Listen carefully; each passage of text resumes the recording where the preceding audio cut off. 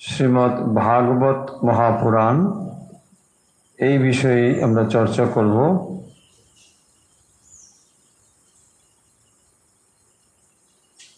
এর আগের দিনও আমরা এই বিষয়ে চর্চা করেছিলাম। আজ আমরা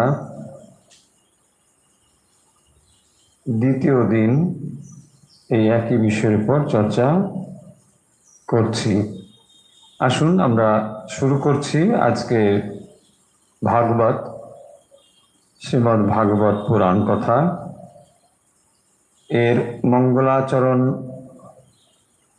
প্রথম স্কন্ধেই মঙ্গলাচরণ শ্লোক রয়েছে, কিন্তু আমরা মঙ্গলাচরণ শুরু করছি যে শ্লোকটি দিয়ে আমরা করব বলে আগে বলেছি, সেই শ্লোকটি এখন আমরা পড়ব। ওম মূকং করোতি বাচালম পঙ্গুং লঙ্ঘয়তে গিরিম यत्कृपातमहं वन्दे परमानन्दमाधवम्।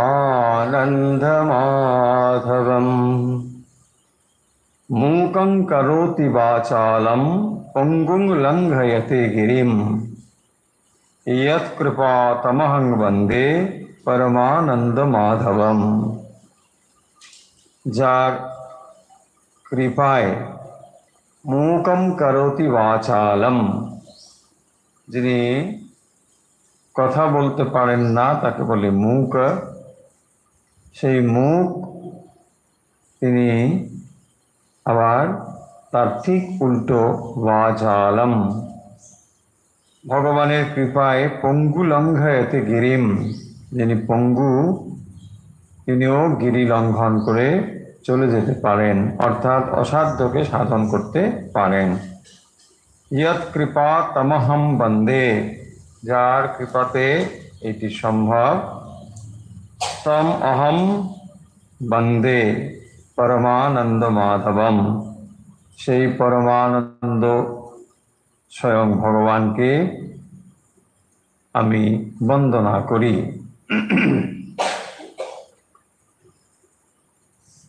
আমরা এর আগের দিন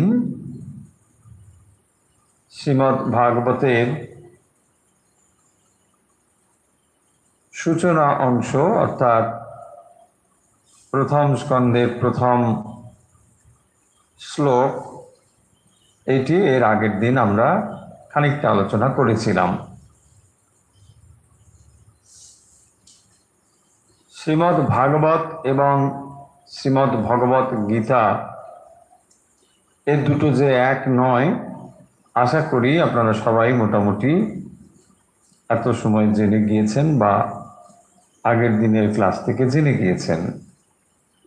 কারণ অনেকের ভেতরে এই কনফিউশন রয়েছে যে শ্রীমদ্ ভাগবত ও ভাগবত সব একই রকম, আকার দিলেও হয় আকার না দিলেও হয়, বাস। কিন্তু ব্যাপারটা ঠিক তা নয়। শ্রীমদ্ ভগবত গীতা আর শ্রীমদ্ ভাগবত পুরাণ এই দুটোর মধ্যে তফাৎ রয়েছে। ভাগবত মানে ভগবান বিষয়ে, ভগবান যে সমস্ত কথা বলছেন তার কথা, তার প্রসঙ্গ যেখানে রয়েছে সেটি হচ্ছে ভাগবত। আর স্বয়ং যেখানে ভগবান কথা বলছেন সেটি হচ্ছে ভগবত গীতা। ভগবত গীতা হলো ভগবানের নিজের কথা, আর ভাগবতম হলো ভগবানের প্রসঙ্গে কথা। এ দুটো তফাৎ। শ্রীমদ্ ভাগবত আমরা আগেও বলেছি এটি পুরাণ। পুরাণ কাকে বলে? পুরা অপি নব ইতি পুরাণ, যে কথা কালের নিরিখে পুরনো হলেও তা আবার নতুন বলে মনে হয়, সেই কথাই হলো পুরাণ কথা। ভগবানের যে লীলা কথা, সেই পুরাণ কাহিনী যুগ যুগ ধরে মানুষকে ঈশ্বর প্রেরণা দিয়ে এসেছে। ভক্তি লাভের জন্য যুগ যুগ ধরে মানুষ বা সাধক এই শ্রীমদ্ ভাগবতের কাছে ঋণী থাকবে। শ্রীমদ্ ভাগবত আমরা একটু আগেই বললাম যে পুরাণ। পুরাণ কাকে বলে? আমাদের হিন্দু সনাতন ভাবনায় যা কিছু আমরা সম্পদ বিশেষ করে ধর্ম আধ্যাত্মিকতায় লাভ করি, তার উৎস হলো বেদ এবং উপনিষদ। এই বেদ উপনিষদ থেকে আমরা পরবর্তী সময়ে পুরাণ কাহিনী রূপে আর এক রকম গ্রন্থ দেখতে পাই।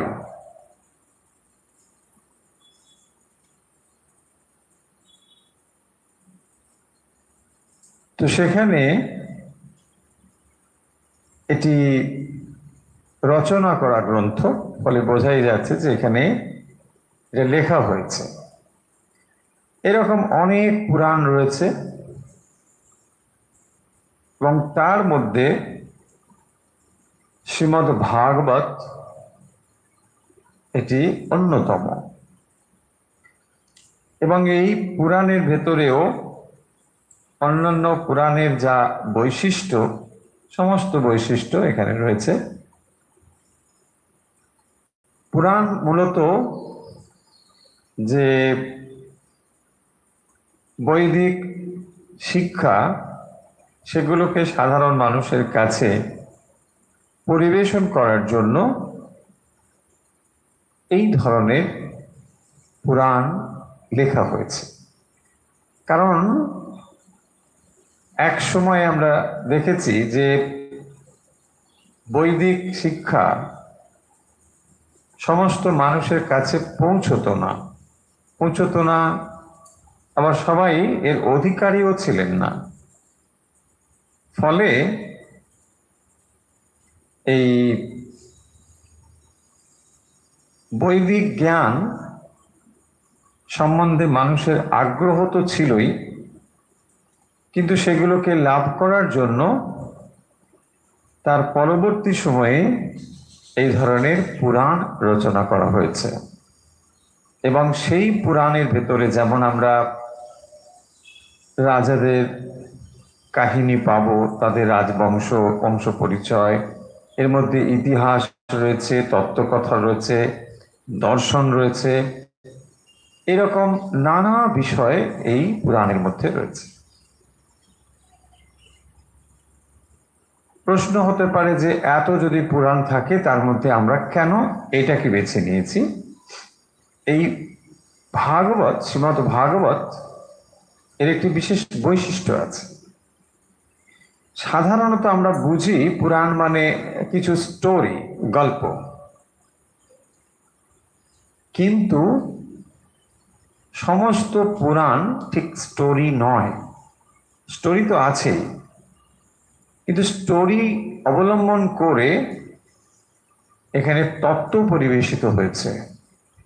এবং সেই জন্যে আমাদের সাধারণ মানুষের অনেকের ধারণা, বা আপনাদেরও হয়তো ধারণা, যে ভাগবত মানে এটা অত কঠিন ব্যাপার নয়, মোটামুটি বসে বসে একটু আয়েস করে করে দেখলেও হবে, শুনলেও হবে, একটু শুনলেও হলো, ঝিমিয়ে কখনো একটু বাস ভাগবত শুনছি। কি শুনছেন? ভাগবত। এরকম একটা ধারণা আমাদের অনেকের আছে। এটা ঠিক ধারণাটা তৈরি হয়েছে অমূলক নয়, এর কারণ রয়েছে পেছনে। কারণটা হচ্ছে এই ভাগবত সপ্তাহ যে হয় নানা জায়গায়, এটি হচ্ছে এর কারণ। কারণ পূর্ণ ভাগবতটি খুব কম মানুষের পড়া আছে। যারা এই ভাগবতটি শুনেছেন বা গল্প টল্প বা কিছু এরকম কথা, তাদের অধিকাংশই ওই যে ভাগবত কথা হয়, যারা প্রফেশনালি ভাগবত কথা পাঠ করেন, মানে রুটি রোজগার করার জন্য, যারা প্রফেশন, 2 দিন 4 দিন একটানা ভাগবত কথা হচ্ছে, সেইখানে কেউ উপস্থিত থেকে এই কথাগুলো বিক্ষিপ্তভাবে কিছু কাহিনী, কিছু কথা শুনেছেন। সেখান থেকে মোটামুটি একটা ধারণা করেছেন যে এই হলো ভাগবত। কিন্তু এটা সম্পূর্ণ ধারণা নয়, এটা অসম্পূর্ণ ধারণা। শ্রীমদ্ ভাগবতের মধ্যে যেমন ভক্তির কথা রয়েছে, এখানে পূর্ণ অদ্বৈত বেদান্তের কথাও রয়েছে। এবং সবসময় এই কথাটি মনে রাখবো যে এই পুরাণ কাহিনীটি শুরু হয়েছে কিন্তু একটি কঠিন ক্রাইসিসের মধ্য দিয়ে। এবং সাধারণত দেখবেন পুরাণের একটা বৈশিষ্ট্য হবে যে যেখানে শরণাগত এবং যার প্রতি শরণাগত হচ্ছেন তার কাহিনী থাকবে। মানে একজন তিনি কিভাবে ভক্ত হয়ে উঠলেন, তিনি মোটেই ভক্ত ছিলেন না, তারপরে তিনি ঈশ্বরে শরণাগত হয়ে গেলেন, এই ধরনের স্টোরি পুরাণের মধ্যে বেশিরভাগ দেখা যায়। এটা বৈশিষ্ট্য যে তিনি ঠিক ভক্ত ছিলেন না, তারপরে তিনি এটা হলেন। আর এইখানে বিশেষ করে এই ভাগবতে যে ক্রাইসিসের কথা বলছিলাম সেটা হচ্ছে যে এখানে পরীক্ষিত একটা মহা বিপদে পড়েছে। দেখুন, সেখান থেকেই এই গল্পের সূচনা হয়েছে। পরীক্ষিতের সমস্যাটা কি? পরীক্ষিত কে না, অর্জুনের নাতি। তো তিনি মানে অভিমন্যুর পুত্র। তো অভিমন্যু মালাটারা গিয়েছেন, তারপরে অনেক পরে রাজা পরীক্ষিত তিনি রাজ্য শাসন করছেন। এই সময়ে সেই কাহিনীর কথা আমরা আগেও বলেছি আপনাদের যে তখন রাজা পরীক্ষিত, এবং তিনি খুবই ধার্মিক রাজা, প্রজানুরঞ্জক রাজা, কিন্তু সেখানে অধর্মের প্রবেশ হলো, কলি প্রবেশ করলো বলে এরকম কাহিনী সব রয়েছে। তার মানে ওই সময় থেকে কলি শুরু হয়েছে। দেখুন, আমরা পুরাণে যে জিনিসগুলো পাবো, আপনি ঠিক মানে এই দিন থেকে কলি শুরু হয়ে গেল এইরকম ব্যাপারটা ঠিক নয়। তাহলে কলির কতগুলো বৈশিষ্ট্য, সেই বৈশিষ্ট্যগুলো আমরা যে সময় দেখতে পাবো তখন থেকেই আমরা মানে কলির সূচনা হয়েছে এটা বলা হবে। কিন্তু অনেকে এখন আমরা কি বলি, ঘোর কলি বলে না, কলি চলছে, এই হবে। তার মানে একটা সেন্স এখানে খুব পরিষ্কার সবার কাছে যে কলি মানে হচ্ছে যেখানে অধর্মের প্রাদুর্ভাব হবে। একদম ঠিক। যেখানে মানে এরকম বলা হয় যে এই কলিতে 3 ভাগ অধর্ম, 1 ভাগ ধর্ম আছে। এই 3 ভাগই অধর্ম, এবং অধর্মেরই জয় জয়কার, তাই হয় সর্বত্র। এবং যখন রাজা পরীক্ষিত এরকম দীর্ঘায় গিয়েছিলেন, সেখানে তিনি কলির দর্শন পান, যেখানে কলি প্রবেশ করেছে। হঠাৎ তিনি বুঝলেন কলি প্রবেশ করেছে। তখন রাজার সঙ্গে অনেক কথাবার্তা রয়েছে, সংক্ষেপে আমরা বলছি। তখন ওই কলি রাজাকে বলছেন যে আমি আপনার রাজত্বে থাকতে চাই। বলছে, আরে কি ব্যাপার, তুমি এখানে থাকবে না? আমি তাহলে সব রাজত্বে সব জায়গায় থাকবো না, আমাকে আপনি মানে কতগুলো জায়গা ঠিক করে দিন যেখানে আমি থাকবো। হ্যাঁ, রাজা তার কাছে যদি কেউ ধরুন উদ্বাস্তু আসে, রেফিউজি ক্যাম্প রাখতে হবে, রাজার কাজ সবাইকে স্থান দেওয়া। তো রাজা বললেন, তুমি যখন এসেছো কলি, তো ঠিক আছে থাকবে। তাকে 4টি জায়গা নির্দিষ্ট করে দিলেন প্রথম, যে এই 4 জায়গায় তুমি থাকতে পারবে। হ্যাঁ, তোমাকে সব জায়গায় রাজ্যে তুমি নানা জায়গায় ঘুরবে, এইটা হবে না। কোথায় কোথায় বলছেন, দ্রুত ক্রীড়া মানে জুয়া, জুয়া খেলা। এই জন্য দেখো এখন জুয়া খেলা খুব পপুলার আছে, তাই না? নানা জায়গায় জুয়া খেলা, এই অধর্মের জায়গা। তো সেই দ্রুত সেইখানে বলছেন যে এইখানে কিন্তু আমি থাকবো কলি। তো তারপরে বলছেন মদ্যপান, এই যে হ্যাঁ সব মিলে যাচ্ছে না, মিলে যাচ্ছে মদ্যপান। তারপরে বলছেন স্ত্রী সঙ্গ, আর চতুর্থটা হলো হিংসা। এই চারটি জায়গা মানে কলির জন্য রাজা পরীক্ষিত ঠিক করে দিলেন যে তুমি ঠিক আছে যখন বলছো থাকবে, কোনো কথাই শুনছো না, তো ঠিক আছে, এটা মানে হলো। এরপরে বলছেন আমার কিন্তু খুব মানে কম জায়গা হয়ে গেল, আপনি চারটে বললেন বটে কিন্তু এটা আমার ঠিক হলো না, আপনি আরো কিছু ভেবে বলুন। তখন বলছে ঠিক আছে, সুবর্ণ স্বর্ণ যেখানে আছে স্বর্ণটাও তোমার জন্য ছেড়ে দিলাম। হ্যাঁ, স্বর্ণ যেখানে সেখানে তুমি থাকতে পারো। এই রকম ভাবে আমরা দেখব যে কাহিনী এইভাবেই তখন কলি প্রবেশ করছেন এই জায়গাতে। এবং দেখুন তারপরে রাজা তখন দেখলেন যে অধর্ম এত প্রবল হয়ে উঠছে, যখন তিনি এরপরের কাহিনী ওই যে যেখানে রাজা মৃগয়াতে গিয়ে ওই শ্রমিক ঋষিকে মৃত সর্প গলায় দিয়ে দিয়েছিলেন, এইটার কারণ হচ্ছে তার মাথায় তখন সোনার মুকুট ছিল। এই স্বর্ণ যেখানে সেখানে কলি ঢুকে পড়েছে। হ্যাঁ, এখন আপনি প্রশ্ন করতে পারেন না সিটি গোল্ড টোল এসব সেখানে আছে কিনা, আমি জানি না। হ্যাঁ, গোল্ড আছে, সুবর্ণ আছে, সিটি গোল্ড কি সিটি গোল্ড আমি জানি না সেখানে আছে কিনা, এনিওয়ে গোল্ড হচ্ছে। দেখুন তাহলে শ্রীরামকৃষ্ণ যে যুগে এসে বললেন কামিনী আর কাঞ্চন, দেখুন মিলে যাচ্ছে কিন্তু। ওখানে প্রথমে 4 নম্বরে 3 নম্বরে স্ত্রী সঙ্গ বলেছেন, আর এখানে গোল্ডটা ও জোর করে নিল। হ্যাঁ, বলছে না ও চারটে হবে না, আমাকে গোল্ডটাও দিয়ে দাও, বলে গোল্ড হয়ে গেল। তার মানে কামিনী অ্যান্ড কাঞ্চন ওইটা এসে শ্রীরামকৃষ্ণ এবারে বলে চলে গেলেন, তো সেটা অনেক আগেই হয়েছিল।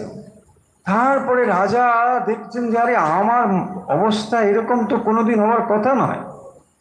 তিনি সন্ন্যাসীদের সম্মান করেন, ঋষিদের সম্মান করেন, অথচ ওই ঋষিকে তিনি মানে ওরকম একটা মরা সাপ তার গলায় ঝুলিয়ে দিচ্ছেন। হ্যাঁ, হঠাৎ তার মনে হলো আরে কি হলো, এরকম কেন আমি করলাম। মাথা ঘুরে গেছে, মানে মাথায় স্বর্ণ মুকুট ছিল, এখানে তখন অধর্ম ঢুকেছে, কলি ঢুকেছে, এই জন্যে তখন তার বুদ্ধিটি কাজ করেনি। তার মানে দেখুন যখনই এইরকম এই কামিনী এবং কাঞ্চন এই দুটো জিনিস মানুষের মাথার মধ্যে ঢুকবে, তখন সমস্ত বিদ্যা জ্ঞান বুদ্ধি সমস্ত যাবে। এবং রাজা পরীক্ষিতের ঠিক এই অবস্থা হওয়ার ফলে শ্রমিক ঋষির পুত্র হচ্ছে শৃঙ্গী তার নাম, সেই শৃঙ্গী ঋষিপুত্র সে পাশে খেলা করছিল। তো তারপরে তার বন্ধুরা গিয়ে তাকে বলল যে আরে তুমি এখানে মজা করে খেলো আর তোমার বাবাকে দেখো যে সাপ গলায় নিয়ে বসে আছে। হ্যাঁ, বলিস কি বাবা সাপের গলায়।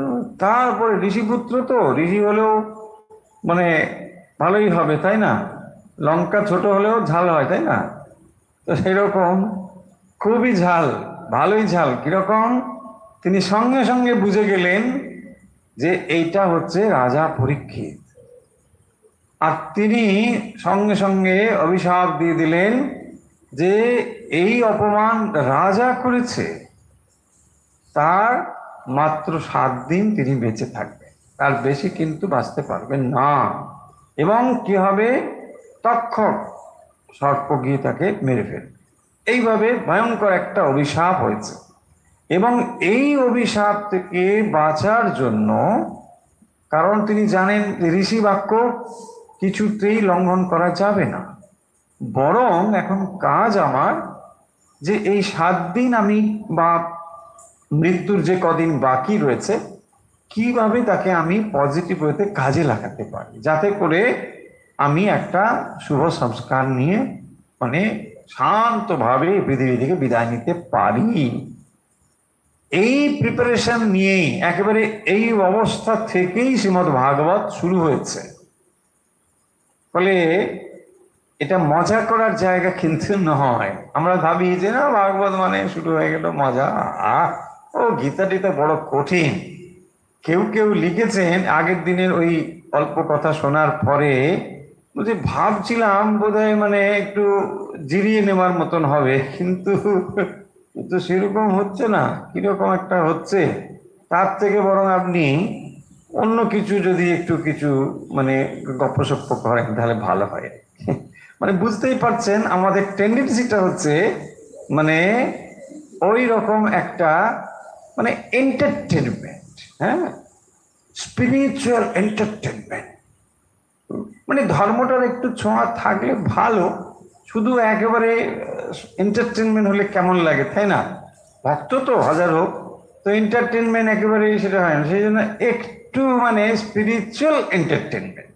এই জন্য দেখবেন সেই বক্তৃতাগুলো আপনাদের বেশি ভালো লাগে, যেখানে একটু গপ্পসপ্প হলো, হ্যাঁ, একটু এই কথা হলো, চারটি রস এলো, অনেক রকম রস আছে, তো সেই রসের এই রস এই রস একটু যখন এলো, আহ কি বক্তৃতা, মানে একেবারে আহা কি হলো, আহা কি কি করতে গিয়েছিলেন, কেন আপনি ওগুলো শুনছেন, আপনার সময়টা কোথায়, কি হলো, দেখুন এটা আমাদের আর তখন মনে আসে না।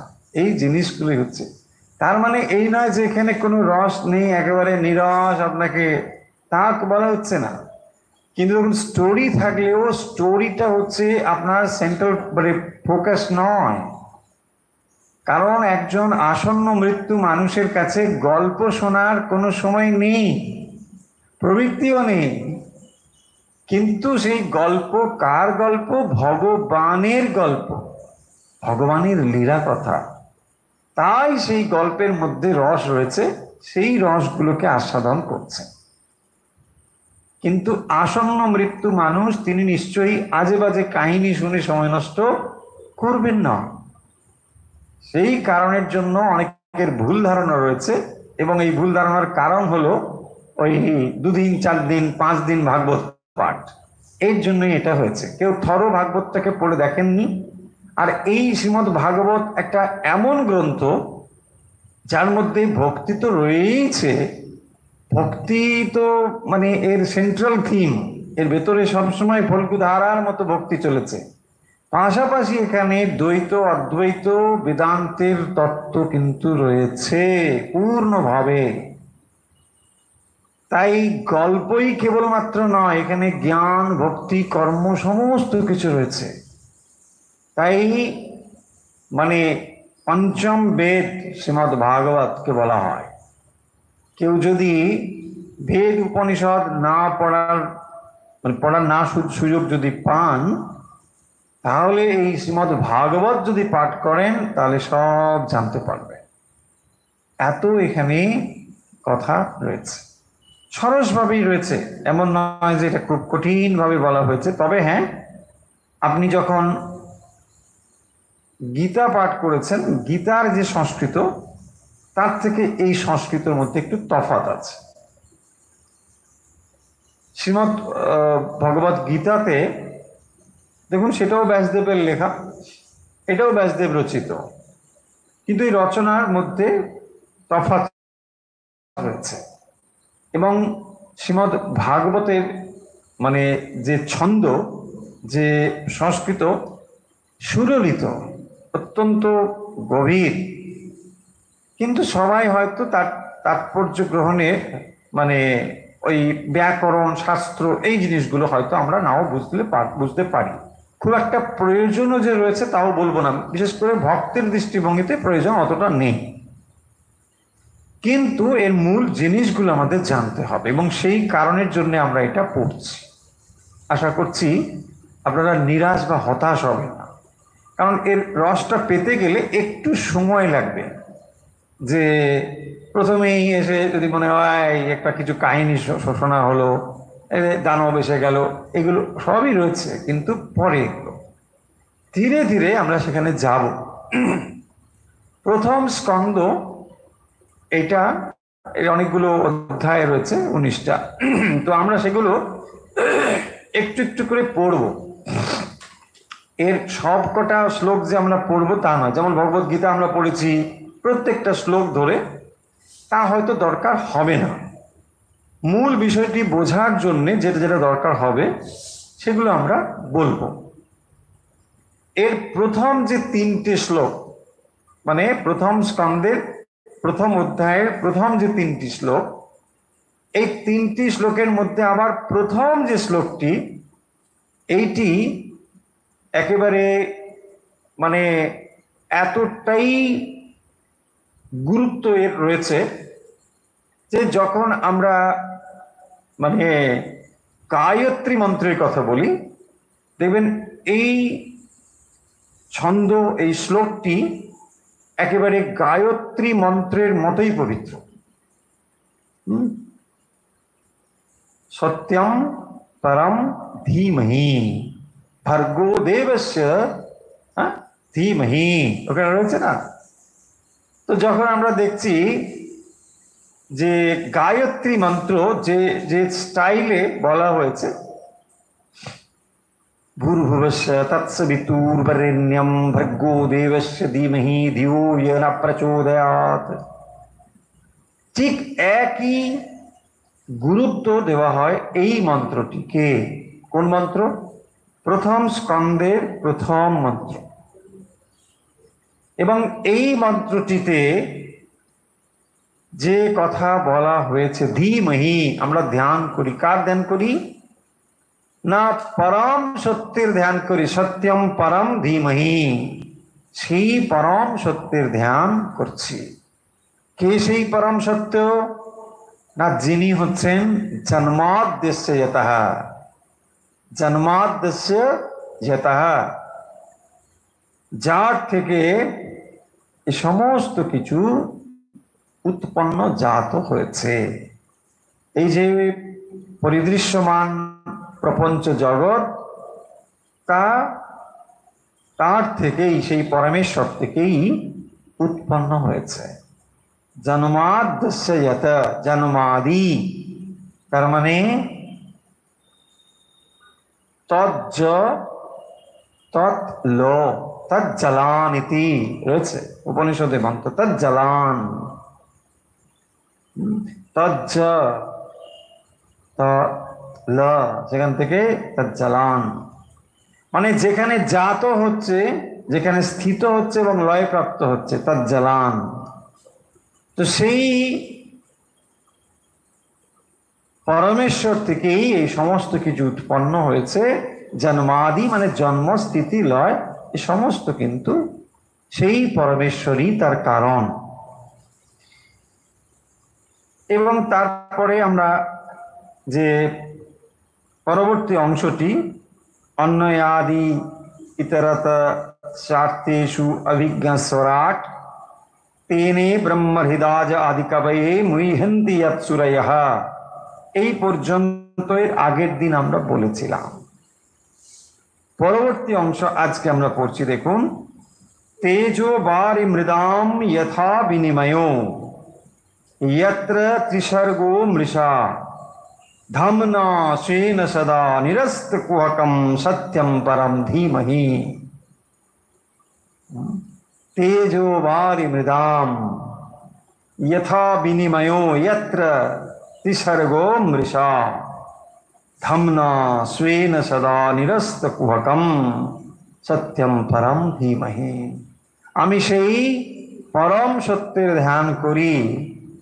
কে সেই পরম সত্য? তার বর্ণনা দুটি লাইনে বলার পর পরে বলছেন তেজো বারি মৃদাম যথা বিনিময়। তাহলে কি হয়? তেজ বারি মৃদাম, মৃদা মানে মাটি, তাহলে সূর্য কিরণ, জল এবং মাটিতে यथा विनिमयो यत्र त्रिसर्ग अमृषा। ত্রিসর্গ কথার অর্থ হচ্ছে সত্য, রজ, তম। ত্রিসর্গ অমৃষা, মৃষা মানে মিথ্যা, অমৃষা মানে তার উল্টো, সত্য। তাহলে যাত্রা ত্রিসর্গ অমৃষা কিরকম হয়?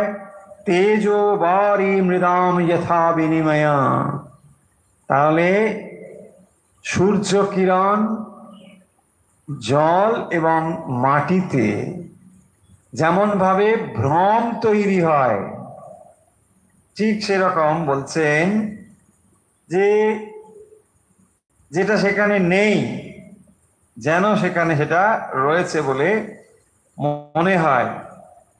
তেজ ও বাড়ি মৃত্তিকায় যেমন অন্যের প্রতীতি হয়, একটাকে আরেকটা বলে ভুল হয়। কিরকম? মরীচিকায় সূর্যের কিরণের ফলে বালিতে আমরা জল বলে মনে করি, আবার মাটিতে জল বুদ্ধি হয়, মৃত্তিকায় আছে, কিন্তু সেটাকে দর্পণের মতো এমন স্বচ্ছ, সেখানে আমরা জল বলে মনে করছি, আসলে সেটা হয়তো দর্পণ। এরকম।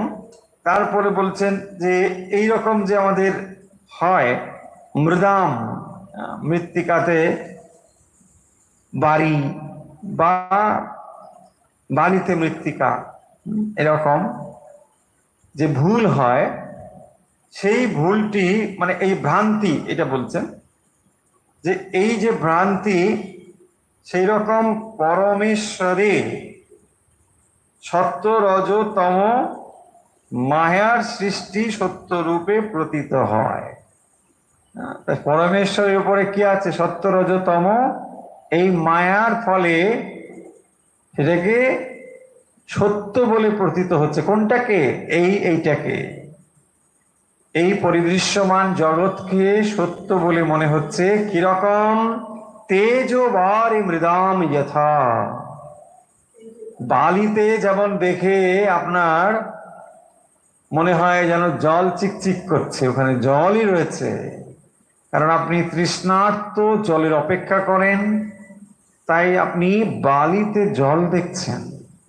তাহলে এই যে ভ্রম হয়, তেজ বারি মৃদাম যথা বিনিময়, মানে একটা আর একটার উপরে আরোপিত হওয়ার ফলে যে ভ্রান্তি বা ভ্রম হয়, সেই ভ্রমটা কোথায় হয়?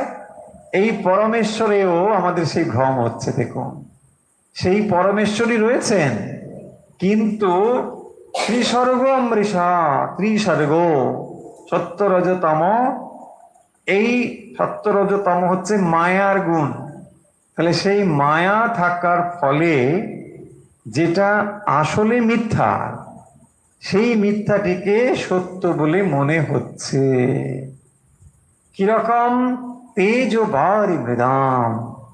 দেখুন কি সুললিত ভাবে শ্রীমৎ ভাগবত আমাদের কাছে বলছেন যে এই পরমেশ্বরী সর্বত্র রয়েছেন, সত্যম পরম ধীমহি, কিন্তু তুমি তাকে দেখতে পাচ্ছ না, মায়ার আবরণটি রয়েছে বলে। কিরকম সেটি? না, সেটি হচ্ছে তেজ ভারি মৃদাম।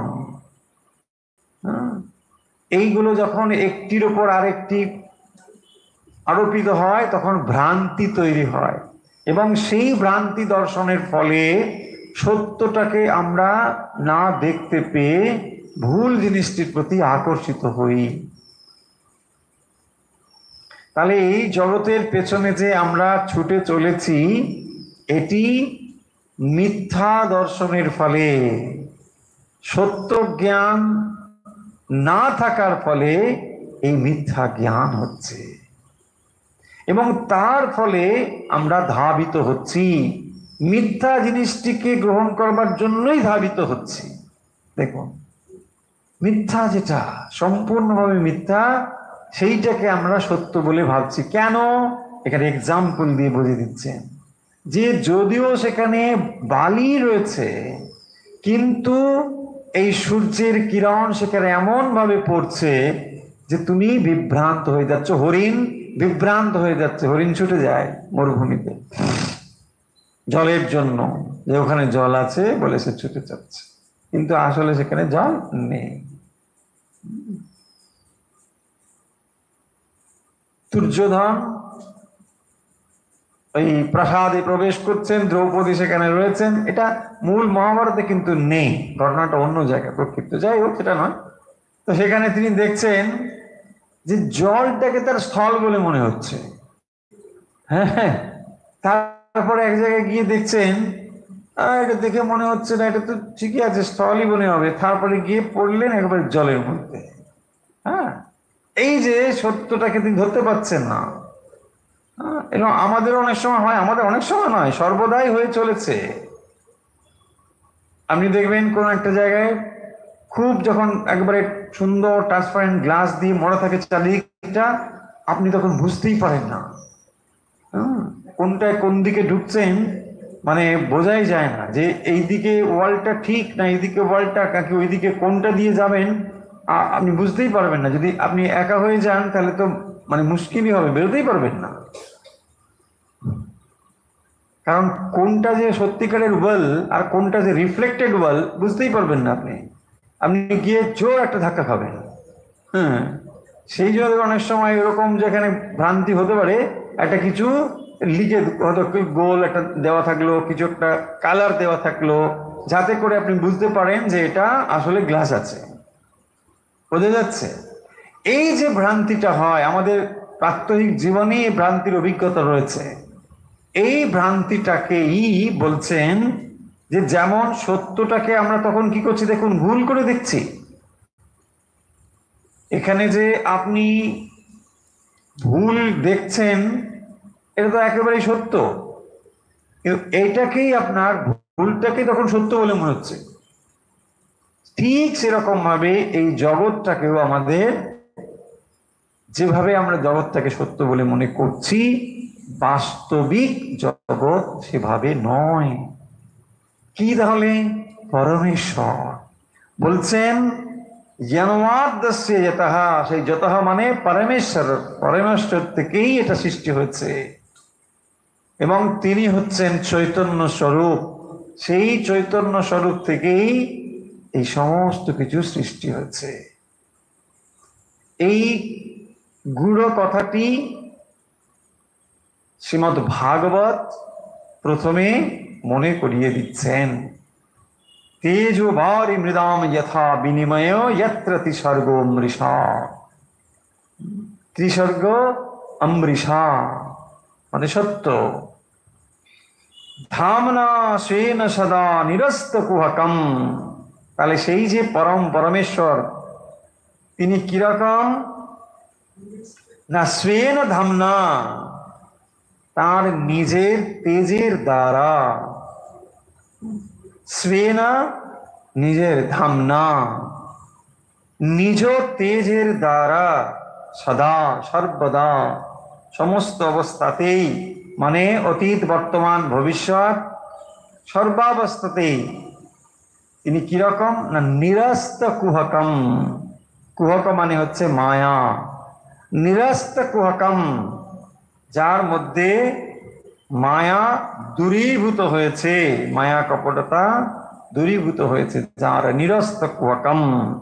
সেই যে সত্যম পরম তারই ধ্যান করি ধীমহি। একমাত্র সেই পরমেশ্বরই রয়েছেন, কিন্তু সেই পরমেশ্বরকে আমরা ভ্রান্তিবশত এই জগৎ রূপে প্রতিভাত হতে দেখছি। কিরকম ভাবে না, সর্বদাই এই ভ্রান্তি আমাদের অনুভূত হয়। প্রাত্যহিক জীবনে আমরা সর্বদাই ভ্রান্তি অনুভব করছি। ঠিক সেই রকম ভাবে ভ্রান্তি পরমেশ্বর সবকিছুর মধ্যে থাকা সত্ত্বেও আমরা পরমেশ্বরকে না দেখে আমরা কেবল এই জড় জগৎকে দেখছি। এই ভ্রান্তি দৃষ্টি, কিন্তু যে পরমেশ্বর তার মধ্যে কি না, তিনি হচ্ছেন নিরস্ত কুহকম। তার মধ্যে কোনো মায়া নেই, তার মধ্যে কোনো অজ্ঞান নেই, তার মধ্যে কোনো মানে অবিদ্যা নেই। তিনি কিন্তু নিরস্ত কুহকম। তিনি মায়াকে অবলম্বন করে সৃষ্টি করেন ঠিকই, কিন্তু তার মানে এই নয় যে তিনি মায়ার অধীন। তিনি মায়ার অধীন নয়। সেই জন্য বলছেন নিরস্ত কুহকম, তার মধ্যে কোনো মায়া নেই। তিনি সম্পূর্ণ মায়া তিরোহিত, কিন্তু তিনি অবিদ্যা মায়াকে তার প্রয়োজনে তিনি কাজে লাগান, এবং সেই মায়ার গুণ হচ্ছে সত্য, রজ এবং তম। এই সত্য, রজ, তম এইটি প্রবল হওয়ার ফলে জীব পরমেশ্বরের স্বরূপকে না জেনে এই ভ্রান্ত রূপে দর্শন করে।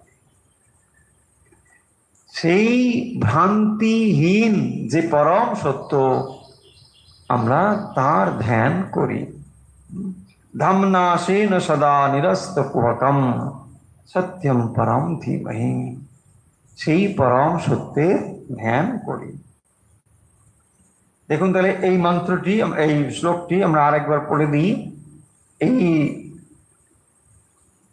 কারো কারোর কাছে বই নেই, বা কেউ কেউ তো বই ফলোই করছেন, পিডিএফ আমরা একটু দেরি করছি, পাঠিয়ে দেবো, তাড়াতাড়ি পেয়ে যাবেন।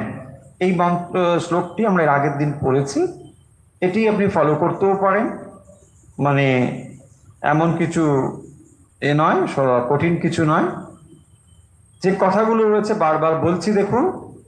জন্মাদ্যস্য যত অন্নয়াদি তর তস্যার্থেষু বিজ্ঞ স্বরাট তেনে ব্রহ্ম হৃদাজ আদি কবয়ে মুহ্যন্তি যৎ সূরয়ঃ তেজো বারি মৃদাম যথা বিনিমयो যত্র তিসর্গো মৃষা ধামনাশেন সদা নিরস্ত কুহকম সত্যম পরম ধীমহি। সেই পরমেশ্বর যিনি এই জগতের আদি কারণ, সমস্ত সৃষ্টির যিনি আদি কারণ। জন্মাদ্যস্য যতঃ যত অন্নয়াদি ইতরত। আমরা এর আগের দিন কেউ কেউ বলেছেন যে এই অন্নয়াদি ইতরত ব্যাপারটা কি। এটি একটি টেকনিক্যাল টার্ম। অন্নয়াদি ইতরত মানে এখানে একটি সম্বন্ধ রয়েছে, এটাকে বলা হয় অন্বয় আর একটা ব্যাথি রেখা। অন্বয় ব্যাথি রেখা। অন্বয় টেকনিক্যাল ব্যাপারটা কি, তার মানে একটি থাকলে আরেকটি থাকবে, তাকে বলা হয় অন্বয় সম্বন্ধ। একটি থাকলে আরেকটি থাকবে। কিরকম না, যেখানে যেখানে ধূম রয়েছে সেখানে সেখানে অগ্নি রয়েছে। ধূম্র এবং অগ্নি, এটা হচ্ছে অন্বয় সম্বন্ধ। তার মানে ধূম যেখানে সেখানে অগ্নি অবশ্যই রয়েছে। যদিও অগ্নি আপনি দেখতে যদি নাও পান, তাহলেও আপনি 100% নিশ্চিত যে ওখানে অগ্নি রয়েছে। ঠিক সেরকম এই পরমেশ্বরকে আপনি দেখতে পাচ্ছেন না, তাহলে কি দেখতে পাচ্ছেন? যেমন অগ্নি এবং ধূম, ঠিক এখানে ধূমকে দেখতে পাচ্ছেন। এখান থেকে আপনি নিশ্চয়ই ইনফার করতে যেমন পারেন এই পরমেশ্বর এখানে নিশ্চয়ই রয়েছে, তা নাহলে এটা হতে পারে না। অগ্নি এবং ধূম এই সম্বন্ধটিকে বলা হয়েছে অন্বয় সম্বন্ধ। বোঝা গেল? এই জন্য হয়তো কারো একটু বুঝতে অসুবিধা হয়েছিল, আমরা আগের দিন লিখেও দিয়েছিলাম মনে হয়। ইতরতঃ, ইতরত মানে ওই যে ব্যাথি রেখা, এইটা সম্বন্ধ। ব্যাথি রেখা মানে নেগেটিভ হয়েছে, তার মানে এটা থাকলে এটা থাকবে, এটা না থাকলে এটা থাকবে না, দ্যাটস অল। এই সম্বন্ধটাকে বলা হয় ব্যাথি রেখা। তার মানে যেখানে অগ্নি নেই সেখানে ধুঁয়ো নেই, যেখানে ধুঁয়ো নেই সেখানে অগ্নিও নেই। এই মানে একটার সঙ্গে আরেকটা রিলেটেড। এটা থাকলে এটা থাকবে, এটা থাকলে না থাকলে এটা থাকবে না। এই যে ব্যাপারটি, তাকেই বলা হয়েছে অন্নয়াদি ইতরতা স্বার্থেষু। ওই অর্থেষু মানে কার্যেষু, কার্যে। অর্থেষু অভিজ্ঞ স্বরাট। যিনি সেই পরমেশ্বর সম্বন্ধে বলছেন তিনি হচ্ছেন অভিজ্ঞ স্বরাট। অভিজ্ঞ মানে আমরা জ্ঞানবান, অভিজ্ঞ শব্দের অর্থ জ্ঞানবান। তার মানে এই যে সৃষ্টি ক্রিয়াটি বা স্থিতি এবং সংহার, এই যে ক্রিয়া, এর পেছনে একটা ইন্টেলেক্ট রয়েছে, একটা বুদ্ধি রয়েছে, এটা এমনি এমনি হচ্ছে না।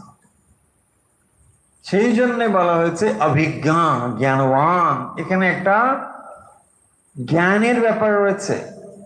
ওই যে সব চিত আনন্দ, সেই চিত শক্তি হচ্ছে এই জ্ঞান শক্তি।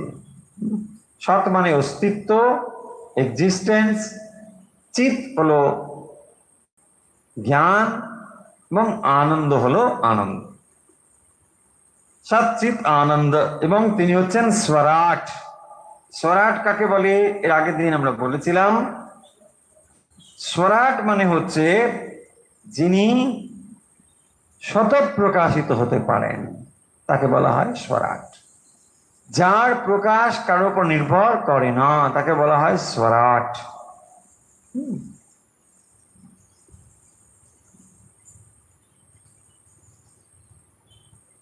तेने ब्रह्म हृदय जो आदि कवये मुह्यन्ति यत् सूरयः। তারপরে কি বলছেন না, ব্রহ্ম হৃদয়, হৃদয়ে মনের দ্বারা, यत् सूरय ব্রহ্মাদি দেবতাগণ মুহ্যন্তি মোহপ্রাপ্ত হন, মোহপ্রাপ্ত হন। तेने ब्रह्म हृदय आदि कवये मुह्यन्ति यत् सूरयः।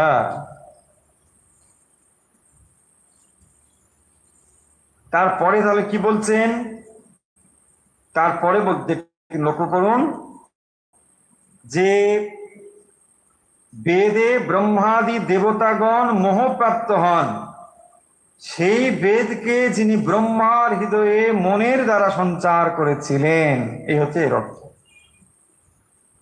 বেদে ব্রহ্মাদি দেবতাগণ মোহপ্রাপ্ত হন, তেনে ব্রহ্ম হৃদয় আদি কবয়ে, আদি কবি হচ্ছেন ব্রহ্মা। তেনে ব্রহ্ম, দেখুন এখানে শব্দগুলো, তেনে ব্রহ্ম হৃদয়, প্রথম হচ্ছে ব্রহ্ম, ব্রহ্ম মানে এখানে ব্রহ্ম শব্দ অর্থ বেদ। তেনে ব্রহ্ম হৃদয় আদি কবয়ে মুহ্যন্তি यत् सूरयः। বেদে ব্রহ্মাদি যে সমস্ত দেবতাগণ তারা মোহপ্রাপ্ত হন, তাদের মধ্যেও মোহ রয়েছে, মোহ তাদের মধ্যেও রয়েছে। সেই বেদকে যিনি ব্রহ্মার হৃদয়ে মনের দ্বারা সঞ্চার করেছিলেন, সেই বেদকে যিনি ব্রহ্মার হৃদয়ে, তেনে ব্রহ্ম হৃদয়, মনের দ্বারাই তিনি করতে পেরেছিলেন। কে? পরমেশ্বর থেকে। আর পরমেশ্বর থেকে সেটি ব্রহ্মার কাছে এলো, কারণ ব্রহ্মা সৃষ্টিকর্তা। তো তিনি যখন সৃষ্টি করবেন তাহলে বেদের মধ্যে সেই জ্ঞান রয়েছে, সেই পরমেশ্বর থেকে যে জ্ঞান ব্রহ্মার কাছে এসেছিল। কিভাবে এসেছিল? হৃদয়, মনে মনে, সংকল্প মাত্রে। তাকে অনলাইন ক্লাস করতে হয়নি, মনে মনে সংকল্প করলেন, হয়ে গেল। তিনি মনে ভাবলেন, তখন ব্রহ্মার কাছে এই জ্ঞান এলো। তেজ বারি মৃদাম যথা বিনিময় यत्र तिसर्गम मृषा धमना शेन सदा निरस्त कुहकम सत्यम परम धीमहि। সেই পরমেশ্বরের আমরা ধ্যান করছি, যিনি কিরকম না তেজ ভারি মৃদাম যথা বিনিময়। এখানে যেমন এই উপাদানগুলো একটার পর একটা আরোপিত হওয়ার ফলে ভ্রান্তি হয়, ভুল হয়, আমাদের মনে ভুল ধারণা হয়, ঠিক সেরকম ভাবে সেই পরমেশ্বরের উপরেই এই মায়া শক্তির প্রভাব থাকার ফলে আমরা পরমেশ্বরকে স্বস্বরূপে না জানতে পেরে আমরা এই জগৎকে দেখে বিভ্রান্ত হই। তাহলে এই জগতের পেছনে সেই পরম সত্য পরমেশ্বর রয়েছেন। এই কথা দিয়ে শুরু করছেন শ্রীমদ্ ভাগবত। একেবারে প্রথমে যে মঙ্গলাচরণ শ্লোক রয়েছে এটি হলো তার প্রথম শ্লোক। দ্বিতীয় শ্লোকটি আজকে বোধহয় আমরা পড়ব না, তবুও খানিকটা ধারণা আপনাদের একটু দিয়ে দিই, এর পরদিন আমরা সেটি বেশি করে পড়ব। এর ভেতরে যে কাহিনীগুলো রয়েছে, দেখবেন কাহিনীগুলো একটু অপেক্ষা করুন, কাহিনীগুলো সব রয়েছে, কিন্তু আমরা এক একটা স্কন্ধ ধরে ধরে পড়ব, এবং সেই স্কন্ধের যে সমস্ত শ্লোক পড়ব তা হয়তো নয়, আর প্রয়োজনও নেই, আগেই বলেছি। আমরা আপনারা অনেকে বই কোনটা ফলো করবেন এটা বলেন, আমরা বলেওছি যে দেখুন, যদি বাইরের থেকে মানে বাইরের পাবলিকেশন থেকে বই কেনেন, তাহলে ভাগবতের বই অনেক রয়েছে, মানে নাম করারই দরকার নেই, যে কোনো একটা ফলো করলেই মূল ভাগবতের যে শ্লোকগুলো পেয়ে যাবে। কিন্তু যদি মঠ মিশনের পাবলিকেশন বা উদ্বোধন পাবলিকেশন খোঁজেন, তো তাহলে বলবো যে পূজনীয় গীতানন্দজি মহারাজের একটি বই রয়েছে, কিন্তু সেটাও যে সম্পূর্ণ ভাগবত তা নয়। তিনি ভাগবত একটা বিশাল মানে সমুদ্রের মতো, বুঝতে পেরেছেন নিশ্চয়ই। তো সেই জন্য তিনি করেছেন কি, তিনি প্রধান প্রধান অংশগুলো নিয়ে একটা গ্রন্থ করেছেন, সেটাও খুব একটা পাতলা নয়, বেশ মোটামুটি ভালোই ভলিউম আছে, কিন্তু এইটি আপনি পড়লে একটা পূর্ণ ধারণা পেয়ে যাবেন। সেই রকমই কাজ তিনি করেছেন। সেই জন্য এক একটা চ্যাপ্টার, একটা 30 স্কন্ধ ধরে ধরে সেখানে যা যা প্রধান জিনিস রয়েছে সেগুলোকে শ্লোক আকারে তুলে তার একটা ব্যাখ্যা দিয়েছে। এই বইটি ফলো করতে পারেন। কিন্তু এছাড়াও যে শ্লোকগুলো আমাদের দরকার হবে, আমরা জায়গায় জায়গায় যেখানে দরকার হবে বলে যাব। আর পিডিএফ একটু অপেক্ষা করুন, পূর্ণভাবে তৈরি হয়ে গেলে আপনার কাছে আমরা খুব দ্রুত পাঠিয়ে দেবো, পেয়ে যাবেন। তো আর আগে যদি আপনাদের খুবই অধৈর্য মনে হয় যে কিচ্ছু নেই, ক্লাস করতে পারছি না, খুবই কষ্ট লাগছে, কি করি, মহারাজ পাঠাচ্ছে, তাহলে কষ্ট করে গীতানন্দী মহারাজের বইটা কিনে নিতে পারেন, ওখানে হাতের কাছে এগুলো পেয়ে যাবেন। আর নাহলে একটু অপেক্ষা করুন, তাহলে এগুলো পাবেন। তো 2 নম্বরে দেখুন, 2 নম্বরে যে শ্লোকটি রয়েছে, ধর্ম প্রজ্জিত কৈতবোত্র পরমো নির্মৎসরাণাম সতাম ভেদ্যম বাস্তবমত্র বস্তু শিবদম তাপত্রয়োন্মূলনম শ্রীমদ্ভাগবতে মহামণিকৃতে কিংবা পরৈरीश्वर সদ্যো হৃদ্য বরুদ্ধতেত্র কৃতিভি শুশ্রূষিভি তৎলক্ষণা। তো এই পরবর্তী যে শ্লোক, সেখানে ভাগবত নিজেই মানে বলছেন যে এটা কি, মানে এই শাস্ত্রটি কি, কেন এই শাস্ত্র, তার সমস্ত কথা ধীরে ধীরে শ্রীমদ্ ভাগবত নিজেই বলবেন। এবং এই ভাগবত যে কেন আমাদের প্রয়োজনীয় গ্রন্থ, এর মধ্যে কি রয়েছে সে কথা এখানে রয়েছে। আমরা সেখান থেকেই পাঠ শুরু করেছি, প্রথম স্কন্ধ প্রথম অধ্যায় থেকে। কোনো কোনো এডিশনে দেখবেন একেবারে প্রথমের দিকেই এর মাহাত্ম্য রয়েছে। সেখানে ভক্তির সঙ্গে নারদের কথা, নারদ মুনির সঙ্গে ব্যাসদেবের কথা, এসব নানা কিছু কাহিনী সেখানে দেওয়া হয়েছে। সেই কাহিনী অংশ আমরা পেরিয়ে যাচ্ছি না, কাহিনী আসবে, কাহিনীও পরপর যেখানে যেখানে দরকার হবে আমরা প্রসঙ্গত কাহিনীগুলো আপনাদেরকে শুনিয়ে দেব, কিন্তু শ্লোকগুলো আমরা শুনব। এই শ্লোকের মধ্যে যে ভাবগুলো রয়েছে, যে গভীর তত্ত্বগুলো রয়েছে, সেগুলো একটু একটু করে বুঝতে চেষ্টা করব। তাহলে শ্রীমদ্ ভাগবত এটা একদিকে যেমন ভক্তির কথা বলে, এর ভেতরে যেমন একটু আগে বললাম যে কাহিনী রয়েছে, সেই কাহিনীগুলো আমাদেরকে গভীরভাবে ভগবানের দিকে আকর্ষণ করে। সেই কারণের জন্যই এই ভাগবত আমাদের এত প্রিয়, অনেক বেশি প্রিয়, এই জন্য যে এর মধ্যে ভগবানের কথা গল্পের ভেতর দিয়ে, কাহিনীর ভেতর দিয়ে, যেহেতু আমরা অনেকেই কাহিনী শুনতে পছন্দ করি, স্বাভাবিকভাবে কাহিনীর অবলম্বন দিয়ে মনটাকে নিয়ে যাওয়া হচ্ছে ঈশ্বরের দিকে। এবং সেই কাহিনীগুলোকে যদি আমরা মন দিয়ে শুনি, এবং আপনারা নিশ্চয়ই এই কাহিনীটা শুনেছেন যে পরীক্ষিত যখন এই কথাগুলো শুনছিলেন তিনি এক টানা শুনে যাচ্ছেন, নন স্টপ, এবং তিনি আরো শুনতে চাইছেন যে ভগবানের এই সমস্ত কথা, যখন লীলা কথা ধীরে ধীরে একটার পর একটা স্কন্ধ পেরিয়ে পেরিয়ে যাচ্ছে, তো তখন তিনি আরো শুনতে আগ্রহী। দেখুন, একজন মানুষ কিছুদিন পরেই মারা যাবেন, অথচ তিনি এই ভগবত কথাগুলো শোনার জন্য উদ্গ্রীব হয়েছেন। এটা তার ভেতরে শুভ সংস্কার ছিল বলেই হয়েছে, তা না হলে সাধারণ মানুষের এটা হবে না। তাহলে কি হবে? এই মৃত্যুর পূর্বে যত জাগতিক জিনিস আসবে, ওর থেকে ধার নিয়েছিলাম দিয়ে দেবে, ওইটা করবে, ওইখানে ওকে এটা দেবে, ব্যাংকে ওইখানে টাকা আছে, ওইখানে করছে, বাবা তুমি একটু ভগবানের নাম করো, আর ভগবান হয় না? তো দেখুন, সিনেমায় টিনেমায় দেখায় তো ওরকম, তাই না? মানে করতে করতে চুপ মরে গেল। তার মানে মৃত্যুর জন্য তিনি কিভাবে প্রস্তুত হচ্ছেন লক্ষ্য করুন। আর শ্রীরামকৃষ্ণ কি বলছেন? বলছে না, সময় কাটে না, বেড়া বাঁধছি।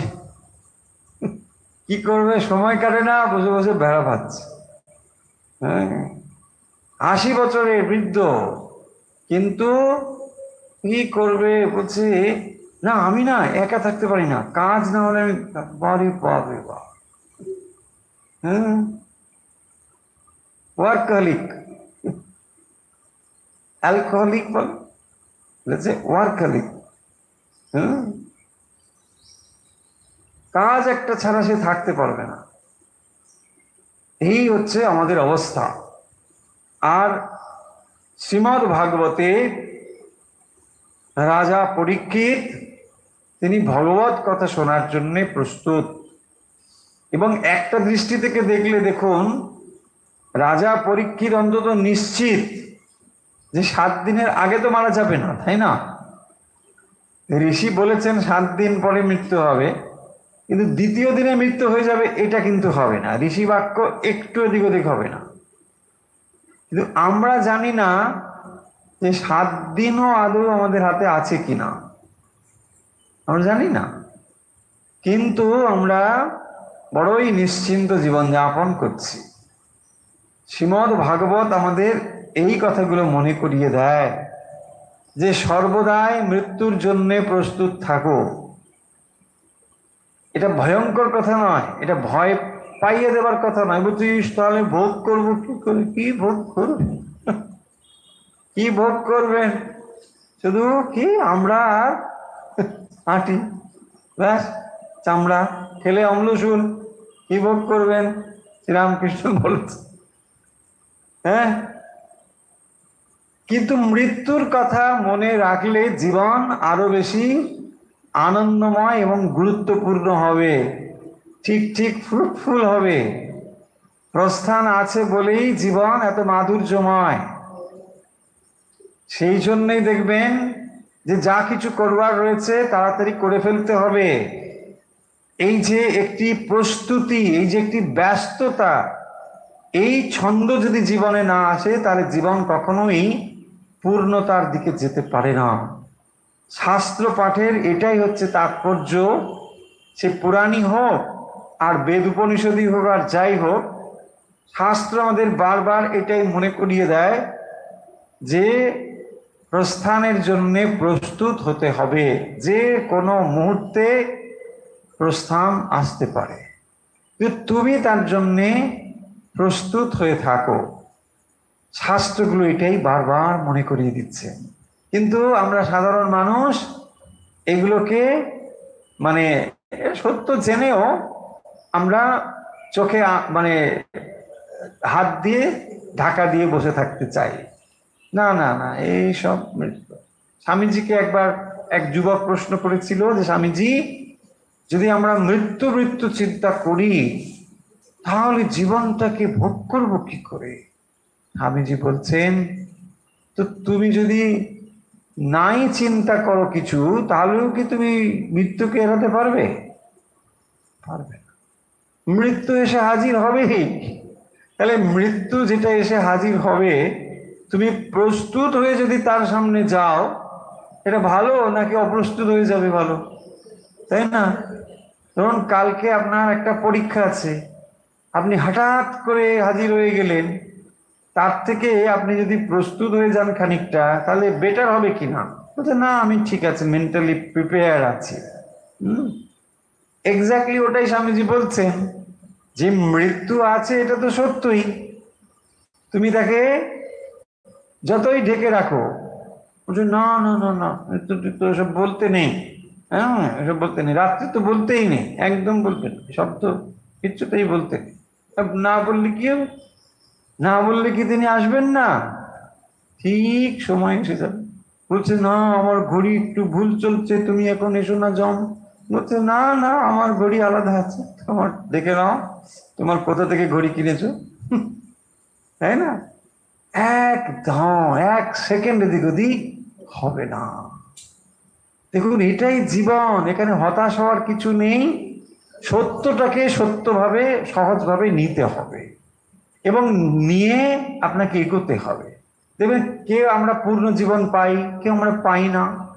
কারো জীবন দেখবেন 10 বছর চলে, কারো বা 100 বছর চলে, কারো আরো বেশি, কম, কারো আরো কম। এই তো জীবন। কিন্তু এটা স্থায়ী নয়, এটা অত্যন্ত ক্ষণস্থায়ী একটা সময়। রাজা পরীক্ষিত মাত্র 7টি দিন সময় আর তার রয়েছে, এবং সেই 7 দিন তিনি কিভাবে কাটাবেন ভালোভাবে, তার জন্য তিনি একটা প্রস্তুত হচ্ছেন। ঋষি মুনিদের সামনে বসে এই শ্রীমদ্ ভাগবত কথা শুনছেন, যাতে করে তার মনের উপরে এই গুড ইমপ্রেশনটা তৈরি হয়। সেই গুড ইমপ্রেশনের দ্বারা যদি তার প্রস্থান হয়, হ্যাঁ, আমরা ভগবত গীতায় পড়েছি তো, যেখানে মৃত্যুর সময়ে যে যা চিন্তা করতে করতে প্রয়াণ হবে, তো তখন সে সেই ভাব প্রাপ্ত হবে।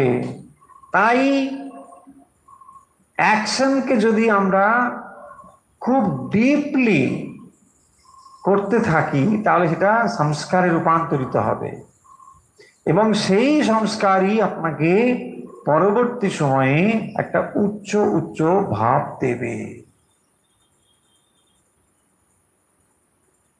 সেই কারণের জন্য বলছে। এই যে অনেকে দেখবেন বলেন যে অনেক বয়স হয়ে গেছে, এখন আর যদি আগে জানতে পারতাম, কিচ্ছু হতো না। এটা আপনার মনে হয়। আগে জানলে আপনি এগুলো, অনেক দেরি আছে, এখন দাঁতগুলো অনেক শক্ত, তারপরে চুলগুলো এখন কালো, তাই না? এখন কেউ সব হবে? হতো না। আবার দেখুন, আপনি যখন এটা করছেন, তখন এটা দেরি বলে বলবেন না, কারণ আপনার জার্নি আপনাকে করতেই হবে। তাই জন্যে এটা কোনো লেট হয়ে গেল এরকমও ভাববেন না। যখনই আপনি করছেন তখনই এটা আপনাকে কাজে দেবে। এটা এমন একটা জিনিস, আপনি যদি 80+ হন, তাতেও কিছু নেই। যত সময় আপনার জীবন রয়েছে, তত সময়ও যদি আপনি দুটো কথা শুনে যেতে পারেন, দেখবেন আপনার জীবন অর্থপূর্ণ হবে। কারণ ওই কথাটা শুনেও তো আপনি প্রস্থান করলেন, একটা ভালো কথাও তো শ্রবণ করলেন। সেই কারণের জন্যেই মানে হতাশ হবেন না যে 80 বছর হয়ে গেছে, আর এসব শুনে কি করব। কি করবেন তাহলে? বসে বসে কি করবেন? হ্যাঁ, পান খাবে আর ওই পরনিন্দা পরচর্চা। আমি তো অনেক সময় বলি যে বৃদ্ধের লক্ষণ কি দেখবেন, সেই বৃদ্ধ এরকম হয়, 30 বছরেও বৃদ্ধ হয়, আবার 80 বছরেও যুবক হয়, হতে পারে। বৃদ্ধের লক্ষণ হচ্ছে যিনি কেবল অতীত নিয়ে বেঁচে থাকেন, তাকে বলে বৃদ্ধ, আর কিচ্ছু না। 80 বছরে কি দেবে? দেখা হলেই, আরে আমরা যে স্কুলে পড়তুম, সেই স্কুলের কাছে একটা অমুক ছিল, হ্যাঁ, কি সুন্দর দিনগুলো ছিল, মানে ভাবাই যায়। এই হচ্ছে বৃদ্ধের লক্ষ্য, মানে কেবল অতীতকে আঁকড়ে বেঁচে থাকবে। এই তার কাছে ভবিষ্যৎ পরিকল্পনা নেই, তার কাছে একটা এগিয়ে যাওয়ার চিন্তা নেই। যত সময় পর্যন্ত আপনি 80, 90, 100 যতই আপনার শরীরের বয়স হোক না কেন, আপনার ভেতরে যত সময় নতুন পরিকল্পনা আছে যে হ্যাঁ আমি এই করব, ওই করব, সেই করব, সেটা আপনার আত্মিক উন্নয়নের জন্য, এমন নয় যে আপনি নানা কিছু করবেন, মানে ওরকম না যে আমি হ্যাঁ এটা পড়বো, এই শাস্ত্রটা জানবো, তখনই দেখবেন আপনি যুবক আছেন যে কোনো অবস্থা। চলুন আজকে তাহলে শ্রীমদ্ ভাগবত পাঠ আমরা এখানেই শেষ করছি।